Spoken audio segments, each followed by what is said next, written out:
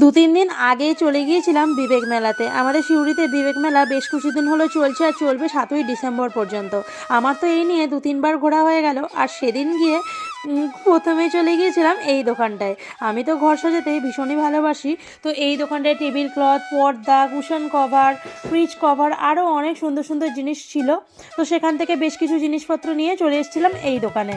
মানে আজকে ঠিক করেছিলাম ঘর সাজানোর জিনিসই সব তুলে নিয়ে যাব মেলা থেকে। তো এই দোকানটা এসে জাস্ট এমনি দেখছিলাম, আমি ভাবিনি নেব, কারণ এটার দামটা কিন্তু অনেকটাই বলেছিল, প্রায় 2800 টাকা মতো। যাই হোক, আমি বার্গেনিং করে অনেক কমেই নিয়েছি। এসেছিলাম দুটো পাপোশ নিতে, তো কততে নিয়েছি তোমরা আমাকে গেস করে জানিও। আর তোমাদের সঙ্গে এই মেলাতে ঘোরার পুরো ব্লগটা তোমাদের সঙ্গে অন্য একটা ভিডিওতে শেয়ার করে দেবো, নাহলে এই ভিডিওটা অনেকটাই বড় হয়ে যাবে।